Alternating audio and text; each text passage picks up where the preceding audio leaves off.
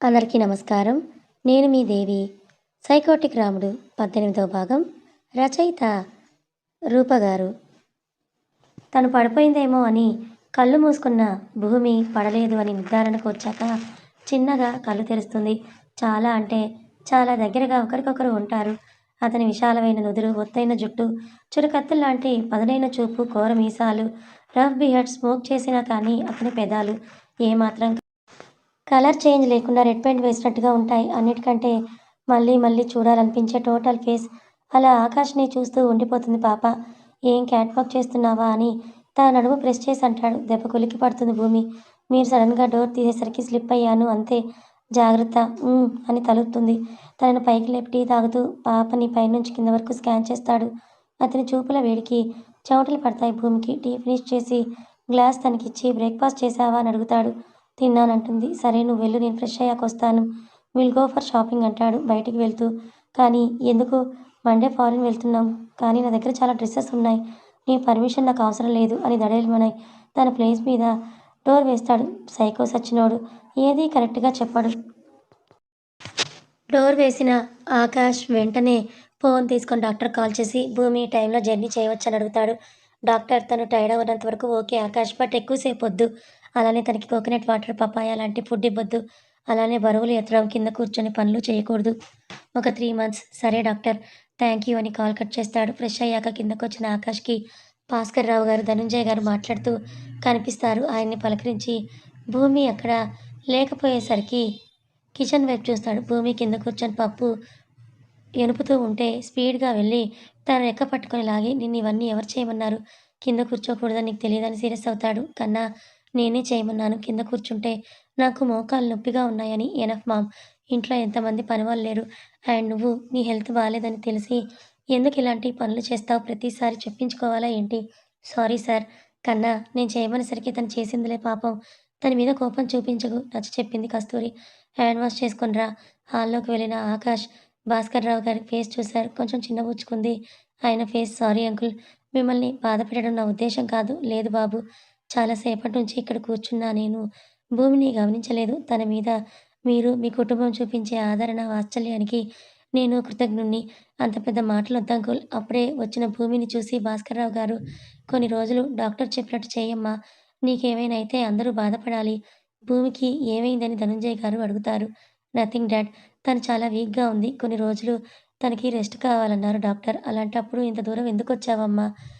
చేతులు నలుపుతూ ఉంటే తనకి మిమ్మల్ని చూడాలని అనిపిస్తే ఇద్దరం కలిసి వచ్చామని అంటారు భాస్కర్ రావు గారు. అంకుల్, టుమారో మేము ఫారిన్ వెళ్తున్నాం. నాతో పాటు భూమి కూడా వస్తుంది. మీకు ఇబ్బంది లేకపోతేనే.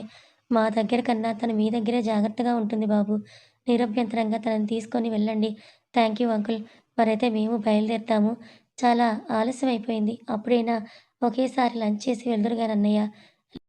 లేదమ్మా, భాను కంగారు పడుతుంది. ఈసారొచ్చినప్పుడు తప్పకుండా తింటాను. ఇంకా బలవంతం పెట్టడం ఇష్టం లేక సరే అంటుంది కస్తూరి. రండి అంకుల్, నేను మిమ్మల్ని ఇంటి దగ్గర డ్రాప్ చేసి భూమిని తీసుకొని షాపింగ్‌కి వెళ్ళొస్తాను. సరే బాబు, అందరికీ వెళ్ళొస్తాను అని చెప్పి కారెక్కుతారు. భాస్కర్రావు గారిని ఇంటి దగ్గర డ్రాప్ చేసి భూమిని తీసుకొని షాపింగ్‌కి వెళ్ళి కావాల్సినవన్నీ కొనుక్కొని రిటర్న్ అవుతూ ఒక రెస్టారెంట్ దగ్గర ఆపి ఇద్దరు ఫుడ్ ఫినిష్ చేసి ఇంటికి స్టార్ట్ అవుతారు. ఆకాష్ ఒక్క మాట కూడా మాట్లాడలేదు. భూమి ధైర్యం చేసి తనని కదపలేదు. ఇంటి దగ్గర కారు ఆపి మార్నింగ్ 8 కల్లా రెడీగా ఉండు, నేను వచ్చి పిక్ చేసుకుంటా అని చెప్పి తన కోసం షాపింగ్ చేసిన కవర్స్ చేతికిచ్చి కారు లాక్ తీశాడు. అప్పటికి భూమి కళ్ళల్లో నీళ్లు తిరుగుతున్నాయి. ఇంటికి వెళ్ళడం ఇష్టం లేక కారులోనే అలానే ఉంది. 5 మినిట్స్ అవుతున్నా కూడా తను దిగకపోవడంతో తన ఫేస్ వైపు చూశాడు. కలువలాంటి ఆ కళ్ళల్లో కన్నీరు ఆకాష్ మనసుని జివ్వున లాగింది. భూమి చాలా ప్రేమగా వినిపించింది ఆ పిలుపు. కవర్స్ అన్నీ పక్కన పడేసి అమాంతంగా ఆకాష్‌ని హగ్ చేసుకుంది. మీరు నన్ను తిట్టినా, కొట్టినా పడతాను కానీ నాతో మాట్లాడకుండా ఉంటే నేను తట్టుకోలేను సార్ అని వెక్కి వెక్కి ఏడుస్తోంది. తనని చిన్నగా సీట్‌లో కూర్చోబెట్టి, మరి నాకు నచ్చని పనులు చేయొద్దంటే అవే చేస్తావు. ఇక్కడ పెయిన్‌గా ఉంటుంది నాకు అని హార్ట్ వైపు వేలుతో చూపిస్తాడు. అతని ప్రేమకు మళ్ళీ దాసోహం అయిపోతుంది. సార్, మనం ఇప్పుడే ఈ సెకనే పెళ్లి చేసుకుందాం ప్లీజ్. మిమ్మల్ని నా భర్తగా చేసుకొని మీ ప్రేమలో మునిగిపోవాలనుంది. ఏదైనా చెప్పావా పెళ్లి చేసుకుందామని? Nothing sir. అయినా నా మనసులో మాట సార్‌కి ఎలా తెలిసిందని కొంచెం ఆశ్చర్యంగా అనిపించినా మళ్ళీ లోలోపలే నవ్వుకుంది. నాకు నచ్చని పనులు ఎప్పుడు చేయకు భూమి. దానివల్ల నా కోపానికి నువ్వు బలవ్వడం నాకిష్టం లేదు. సరే సార్, ఇంక వెళ్ళి కాసేపు రెస్ట్ తీసుకొని పడుకో, మార్నింగ్ వస్తానంటాడు. తన మనసులో ఆకాష్ నుంచి ఒక చిన్న కిస్ ఎక్స్‌పెక్ట్ చేసింది కావాలని. సార్, ఆ కవర్ ఇస్తారా అని సీట్ పక్కనే ఉన్న కవర్ చూపించి బాబు కిందకి బెండయ్యేలోపే నడుము దగ్గర శారీని కొంచెం పక్కకి నెడుతుంది. కవర్ చేతికిచ్చిన గ్యాప్‌లో ఆకాష్ చూపు పాప నెలవంకలాంటి నడుము మీద పడింది. కవర్ తీసుకొని ఇంకా నేను వెళ్తాను సార్ అని డోర్ ఓపెన్ చేయడంలో నడుము దగ్గర శారీ పూర్తిగా వేరయింది. వెంటనే ఆకాష్ భూమి చేయి పట్టుకొని లాగుతాడు. భూమి, నీ ప్లాన్ వర్కౌట్ అయ్యిందని సంబరపడిపోతూ ఏంటి సార్ అని తెలియనట్టుగా అడుగుతుంది. ఇక నుంచి నువ్వు శారీస్ కట్టుకోకు. నేను చెప్పేంత వరకు. ఏమైంది సార్, నేను బాలేదా శారీలో అని పెదాలు సున్నాలా చుట్టడుగుతుంది. తన క్యూట్‌నెస్‌కి బాబు తన రైట్ హ్యాండ్‌తో ఫోర్‌హెడ్ రబ్ చేసుకొని వద్దన్నాను కదా, అంతే ఇంక వెళ్ళు అంటాడు. తన ప్లాన్ ఫ్లాప్ అయినందుకు బాధపడుతూ పాప డోర్ తీసుకొని వెళ్తుంది. మరి పాపకు తెలీదు కదా బాబు దగ్గర ఆ పప్పులేవి ఉడకవని. భూమి లోపలికి వెళ్ళినంత వరకు చూసి తను వెళ్ళాక పాకెట్‌లో ఫోన్ తీసుకొని షాపింగ్ చేసేటప్పుడు భూమికి తెలియకుండా తీసిన పిక్స్ చూసి ఎంత అందంగా ఉన్నావే, పక్కన నిన్ను పెట్టుకొని కంట్రోల్ చేసుకోవడం చాలా కష్టంగా ఉంది. నా కోసం, నా టచ్ కోసం నువ్వు చేసే ప్రయత్నాలు నాకు నవ్వు తెప్పిస్తున్నాయి. అట్ ది సేమ్ టైమ్ నిన్ను టచ్ చేయలేకపోతున్నందుకు నా మీద నాకే కోపం వస్తోంది. సారీ, నిన్ను బాధ పెడుతున్నాను. ఇంకా కొన్ని రోజులు భూమి, తర్వాత నిన్ను నా ప్రేమలో నిన్ను నువ్వు మర్చిపోయేటట్టు చేస్తానని తన ఫోన్‌కి భూమి ఫోటోని వాల్‌పేపర్‌గా సెట్ చేసుకొని ముద్దు పెట్టుకొని కార్ రిటర్న్ చేస్తాడు. లోపలికొచ్చిన భూమి ఆకాష్ గురించి ఆలోచిస్తూ హాల్‌లో కవర్స్ పెట్టి సోఫాలో కూలబడుతుంది. అప్పుడే వచ్చిన నిర్మలమ్మ గారు, ఏంటి ఆ కవర్స్ అన్ని తెచ్చావని అడుగుతారు. నావే బావ, రేపు ఫారిన్ వెళ్తున్నాను కదా ప్రాజెక్ట్ పని మీద. ఆకాష్ సార్ నా కోసమే కొన్ని డ్రెస్సులు కొన్నారు. అవునా, ఏది చూడనివ్వని ఓపెన్ చేస్తూ ఉంటుంది. ఇంతలో గీత, భాను గారు కూడా వచ్చి చూస్తారు. అక్క, ఏమైనా ఆకాష్ సార్ సెలక్షన్ చాలా బావుంది. అవును కదమ్మా అంటుంది గీత. నిజమే గీత, చాలా బావున్నాయి. సరే మీరు చూడండి, నేను పైకి వెళ్తానని వెళ్తూ ఉంటే వెంటనే లేచి తన పైన గార్డెన్ దగ్గరికి వెళ్తుంది. దూరం నుంచే భూమిని గమనించిన భాస్కర్‌రావు గారు వెనకాల టెర్రస్ మీదకి వెళ్తారు. చెట్లకు నీళ్లు పోస్తూ కుండీ నిండిపోవడం కూడా గమనించకుండా పోస్తూ ఉంటుంది. కూతురు ఎంతగా దేని గురించి ఆలోచిస్తుందో అర్థం కాక భూమి అని పిలుస్తారు భాస్కర్‌రావు గారు. ఆలోచనల నుంచి బయటకొచ్చిన భూమి, చెప్పండి నాన్న అంటుంది. మనసు భారంగా అనిపిస్తే మనం చేసే పని ఎదుటి వాళ్ళకి మన సిట్యుయేషన్‌ని తెలియచేస్తుంది. అర్థం కాలేదు నాన్న, మీరెందుకు ఇప్పుడు ఇలా అంటున్నారు అన్నది. దేని గురించి ఆలోచిస్తున్నావు? నేనేం ఆలోచించడం లేదు నాన్న. చూడు తల్లి, మన మనసు అబద్ధం చెప్పొచ్చు కానీ మన పనులు చెప్పవు. నువ్వు నార్మల్‌గా ఉంటే మరి ఇదేంటని పూల కుండీని చూపిస్తాడు. నీళ్ళు ఎక్కువై కింద పడిపోతూ ఉన్నాయి. ఉష్, చూసుకోలేదు నాన్న. భూమి భుజం మీద చేయి వేసి తన చేతిలో నీళ్ళ డబ్బాని పక్కన పెట్టి, ఇలా రా తల్లి అని పక్కనే స్టూల్ మీద తనని కూర్చోబెట్టి ఆయన నెమ్మదిగా అడుగుతాడు. ఇంతగా ఏం ఆలోచిస్తున్నావు? నిజంగా ఏం లేదు నాన్న. ఈ నాన్నకు కూడా చెప్పలేందా తల్లి? వెంటనే భాస్కర్‌రావు గారిని హగ్ చేసుకొని ఏడుస్తుంది. ఆయన కంగారు పడుతూ, ఏమైంది తల్లి, ఏడవకు అని నచ్చచెప్తారు. తన కన్నీళ్లు భాస్కర్‌రావు గారి షర్ట్‌ని తడిపేస్తూ ఉంటాయి. నిదానంగా తనని పైకి లేపి, ఏడవడం సమస్యకి పరిష్కారం కాదు తల్లి. ఏమైందో నాకు చెప్పు, ఇద్దరం కలిసి పరిష్కారం ఆలోచిద్దాం. నాన్న, అది అది అని చేతులు నలుపుతూ నానుస్తూ ఉంటుంది. నువ్వేదైనా నిర్భయంగా నాకు చెప్పొచ్చు తల్లి. నాన్న, నాకు ఆకాష్ సార్ అంటే చాలా ఇష్టం. ఇన్నాళ్ళు ఆయన చేసే పనులకు కోపం వచ్చేది కానీ నేను తనని అర్థం మొదలుపెట్టినప్పటి నుంచి ఆయనంటే ప్రాణం అయిపోయింది. నా గురించి ఆలోచిస్తాడు. నేను తినకపోతే కాపాడతాడు. నేను ఏడిస్తే తట్టుకోలేడు. కోపంగా ఉంటే ఓదారుస్తాడు. అన్నింటికన్నా నన్ను పసిపాపలా చూసుకుంటాడు. నా హెల్త్ బాలేదన్నప్పటి నుంచి నాకన్నా ఆకాష్ సారే ఎక్కువగా స్ట్రెస్ అవుతున్నారు. ఒక ఆడపిల్లకి ఇంతకన్నా మంచి భర్త ఎక్కడ దొరుకుతాడు నాన్న? ఈ విషయం మీకెలా చెప్పాలో తెలియలేదు. ఇంకా దాచి మిమ్మల్ని మోసం చేసినట్టు ఉంటుంది అని లోలోపలే బాధపడుతున్నాను. నాకు తెలుసు మన స్టేటస్‌కి వాళ్ళ స్టేటస్‌కి అస్సలు తగదు అని. కానీ ప్రేమ పుట్టాక స్టేటస్ అనేది మైండ్‌లోకి కూడా రాదుగా నాన్న. ఓన్లీ ప్రేమే గుర్తుంటుంది. నేను తప్పుగా మాట్లాడితే సారీ. కానీ మీకు ఈ విషయం చెప్పాలనుకున్నాను, చెప్పాను. ఇంకా ఏ డెసిషన్ అయినా మీ ఇష్టం అని భాస్కర్‌రావు గారిని చూస్తుంది. ఆయన నవ్వుతూ, నాకు ఈ విషయం ముందే తెలుసు తల్లి. ఆకాష్ బాబు నాతో దీని గురించి మాట్లాడాడు. ఆయన నవ్వుతూ, నాకు ఈ విషయం ముందే తెలుసు తల్లి. ఆకాష్ బాబు నాతో దీని గురించి మాట్లాడాడు. ఏంటన్నా మీరంటోంది? అని ఆశ్చర్యం కమ్ ఆనందంతో అడుగుతుంది. అవును తల్లి. మొన్న నిన్ను హాస్పిటల్‌కి తీసుకెళ్ళి ఇంటి దగ్గర డ్రాప్ చేసినప్పుడు నేను బాబుతో మాట్లాడాను. నీ హెల్త్ గురించి చెప్పాక నువ్వంటే తనకి ఎంత ఇష్టం అనేది కూడా చెప్పాడు. నేను మొదట షాకయ్యాను. అలానే సమాజం ఏమనుకుంటుందో అన్న ప్రశ్నలు నాలో కలిగాయి కానీ, ఆకాష్ బాబు అన్నిటికీ ఫుల్ స్టాప్ పెట్టేశాడు. సమాజం అనేది ప్రతి 24 గంటలకి మారుతూనే ఉంటుంది. వాటి గురించి మీరు ఆలోచించకండి. నా లైఫ్‌లో అమ్మాయి వద్దు అని అనుకున్నా కానీ, భూమిని చూశాక వస్తే ఈ అమ్మాయే నా లైఫ్‌లోకి రావాలని నేను ఫిక్స్ అయ్యాను. ఇంకా స్టేటస్ విషయానికి వస్తే, రేపు నాకు భార్యగా వచ్చే అమ్మాయికి ఇంటి పేరు మారుతుంది. అలానే తన పేరు కూడా మారుతుంది. అప్పుడు తన స్టేటస్ నేనే అవుతాను. మీరు వెంటనే నాకు ఆన్సర్ చెప్పాల్సిన అవసరం లేదు అంకుల్. బాగా ఆలోచించే డెసిషన్ తీసుకోండి. మీ నిర్ణయం ఏదైనా సరే నేను అగ్రీ చేస్తాను. మా ఫ్యామిలీ విషయానికి వస్తే అమ్మ, నాన్నకి భూమి అంటే చాలా ఇష్టం. మీకు డౌట్‌గా ఉంటే ఒకసారి వచ్చి చూడండి. బాబు అలా మాట్లాడొద్దు. మీలాంటి మంచి వాళ్ళతో సంబంధం కలవడం అంటేనే అది మా అదృష్టంగా భావిస్తాము. కానీ చూడండి అంకుల్, మీకెటువంటి ఆలోచన ఉన్నా కూడా నిర్మొహమాటంగా నాతో చెప్పొచ్చు. భూమికి మీరంటే ఇష్టమా? నా నోటితో చెప్పడం కన్నా తనే స్వయంగా మీకు చెప్పడం మంచిది. దానికి కొన్ని రోజులు వెయిట్ చేయండి. అలానే మీరు బాగా ఆలోచించే మీ నిర్ణయం చెప్పండని వెళ్ళిపోయారమ్మా. ఈరోజు వాళ్ళ ఇంటికి వెళ్ళేటప్పుడు వాళ్ళు నీ మీద చూపించే ప్రేమకి, ఆప్యాయతకి నేను కూడా నీ జీవితం ఆకాష్‌తో ఆనందంగా ఉంటుంది అని మనసుకి అనిపించింది. అందుకే తనతో షాపింగ్ కన్నా, ఫారిన్ కన్నా కూడా ఓకే అన్నాను. అన్నీ విన్న భూమికి నోట మాట రాలేదు. తల్లి, నీకు తనంటే ఎంతిష్టమో తెలిసాక మీ ఇద్దరికీ పెళ్లి చేయడమే కరెక్ట్ అని అనిపిస్తుంది. ఒకసారి అబ్బాయితో మాట్లాడు. మరి ఈ విషయం నాకు ముందే ఎందుకు చెప్పలేదు? నీ నిర్ణయం తెలుసుకోవాలనుకున్నాను తల్లి. నా వల్ల ఒక పొరపాటు ముందు జరిగింది. మళ్ళీ అదే జరగకూడదని చెప్పలేదు. థ్యాంక్ యూ నాన్న. Thank you so much. నువ్వు సంతోషంగా ఉండడమే నాకు కావాలి తల్లి. ఇంకా ఏమీ ఆలోచించకు సరేనా? అని కిందకి వెళ్ళిపోతాడు భాస్కర్‌రావు గారు. ఫోన్ తీసుకొని ఆకాష్‌కి కాల్ చేస్తుంది భూమి. పిక్ చేసి చెప్పు అంటాడు. థ్యాంక్ యూ అంటుంది. దేనికి? మా నాన్నగారితో నువ్వు మాట్లాడినందుకు. అంటే నువ్వు నీ మనసులో మాట చెప్పావా? చెప్పించేటట్టు నువ్వు చేశావుగా. మనకేదైనా కావాలి అంటే అది దక్కి తీరాలిగా. సరే కానీ ఏమంటున్నారు మీ నాన్న? త్వరగా ఇద్దరికీ పెళ్లి చేయాలనుకుంటున్నారు. మరి నువ్వేమన్నావు? నేను ఏమనంటాను? మీరు అవి మాట్లాడుకోవాలి.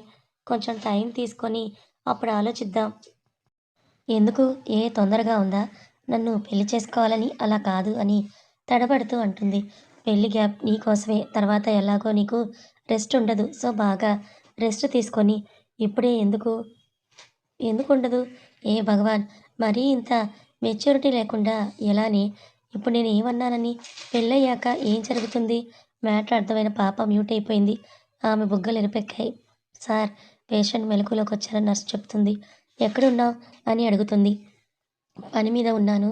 మళ్ళీ కాల్ చేస్తానని ఫోన్ కట్ చేసేస్తాడు ఆకాష్. ఫస్ట్ టైం తన దగ్గర ఏదో దాస్తున్నాడని భూమి మనసుకు అనిపించింది. కానీ మళ్ళీ ఆకాష్ అలా ఎప్పటికీ చేయడులే అని తన మనసుకి సర్ది చెప్పుకొని మిగతా మొక్కలకి నీళ్లు పోయడానికి వెళ్తుంది. డోర్ తీసి లోపలికొచ్చిన ఆకాష్ ఆ పేషెంట్‌తో ఒక హాఫ్ అన్ అవర్ మాట్లాడి బయటకొచ్చేస్తాడు. వెంటనే కొన్ని కాల్స్ చేసి మాట్లాడి డాక్టర్ అండ్ నర్సులతో కూడా తను నాకు చాలా ఇంపార్టెంట్ పర్సన్. తనని చాలా జాగ్రత్తగా చూసుకోండి.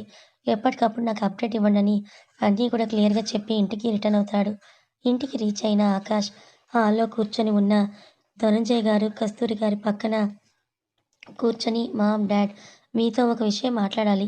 చెప్పు కన్నా. భూమి వాళ్ళ ఫాదర్ మా పెళ్ళికి ఒప్పుకున్నారు. నిజమా కన్నా? ఎంత మంచి న్యూస్ చెప్పావు అని పరుగున కిచెన్‌లోకి వెళ్ళి స్వీట్స్ తీసుకొని వచ్చి ఆకాష్‌కి, ధనంజయ్ గారికి తినిపిస్తుంది. అలానే పని వాళ్ళకివ్వడానికి బయటికి వెళ్తుంది. మామ్, మామ్ అని అరిచినా కూడా అవి చెవులో వేసుకోరు ఆవిడ. చిన్న పిల్లలా గెంతులు వేసుకొని మరీ అందరికీ పంచుతుంటుంది. మీ అమ్మని ఆపొద్దు ఆకాష్.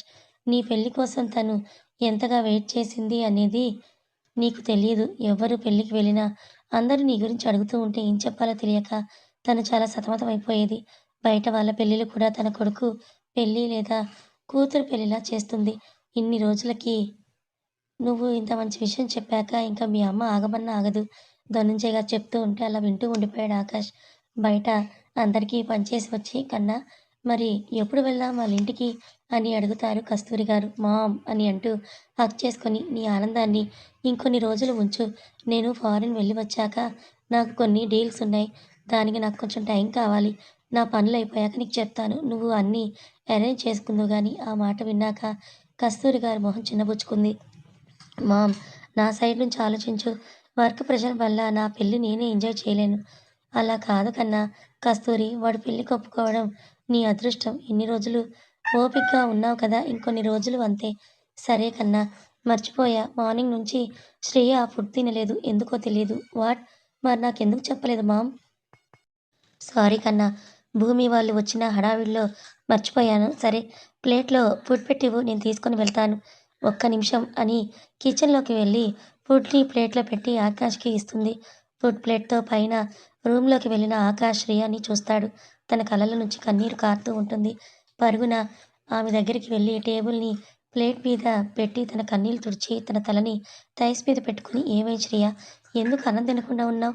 అన్నయ్య, వైషు ఇన్ని ఇయర్స్ తర్వాత తన చెల్లి వాయిస్ విన్నందుకు ఆకాష్ కళ్ళు చెమ్మగిల్లాయి. వైషు అని మళ్ళీ అంటుంది. ఇంకా కొన్ని రోజులు శ్రేయ.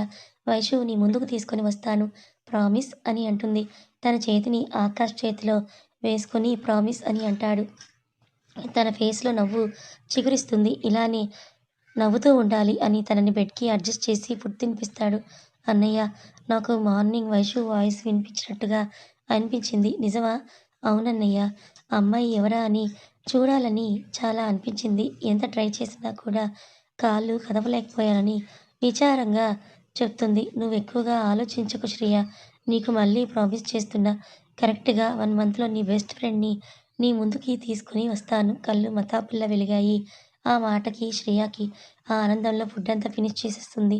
తనకి మెడిసిన్ ఇచ్చి వేసుకున్నాక నువ్వు కూడా టైమ్ టు టైమ్ ఫుడ్ తినాలి. హెల్తీగా ఉండాలి. సరే అన్నయ్య. నేను రేపు మార్నింగ్ ఫారిన్ వెళ్తున్నాను ప్రాజెక్ట్ పని మీద.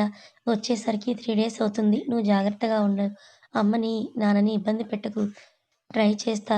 నిన్ను జస్ట్ కిడ్డింగ్ అన్నయ్య. సరే నిద్రపో లేట్ అయింది అని వెనక్కి తిరుగుతూ ఉంటే అన్నయ్య భూమి ఎవరు అని అడుగుతుంది. ముందుకు తిరిగి నీకెలా తెలుసు తన గురించి? నేను నీ చెల్లెల్ని. నా గురించి ఏదీ నువ్వు దాచలేవు. అవునా? అవును. చెప్పన్నయ్య. నీకు కాబోయే వదిన అని అంటాడు. అంటే నువ్వు పెళ్లి చేసుకుంటున్నావా? యెస్. సూపర్ అన్నయ్య. మరి నాకెప్పుడు చూపిస్తున్నావు వదిన్ని? నీకు సర్ప్రైజ్. ప్లీజ్ అన్నయ్య కొన్ని రోజులు వెయిట్ చేయాల్సిందే తప్పదు. అట్‌లీస్ట్ ఫోటో అయినా నో నో. ఛీ పో అన్నయ్య అని అలకగా అంటుంది శ్రేయ. తన ముందుకు వచ్చి తను నీకు చాలా స్పెషల్. అందుకే వెయిట్ చేయాలి. అప్పుడే థ్రిల్‌గా ఉంటుంది. ఎందుకో అంత special. Just wait and see. సరేలే అని అంటుంది. Good night Shreya. Take care అని అంటాడు. ఓకే అన్నయ్య. హ్యాపీ జర్నీ అంటుంది. లైట్ ఆఫ్ చేసి డోర్ క్లోజ్ చేసి బయటకొస్తాడు ఆకాష్. కథ కొనసాగుతుంది. మరి శ్రేయ అడుగుతున్న వైషు, భూమి ఒకరేనా?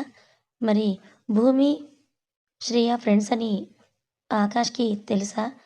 ఆకాష్ ప్రెగ్నెంట్ అయిన విషయం భూమికి చెప్పకుండా ఆకాష్ ఎందుకు దాస్తున్నాడు? మరి తన వల్లే భూమి ప్రెగ్నెంట్ అయిందని ఆకాష్‌కి తెలిస్తే తెలుసుకోవాలనుకుంటే ఛానల్‌ని ఫాలో అవ్వండి. కథ నచ్చితే లైక్ చేయండి. Thank you so much.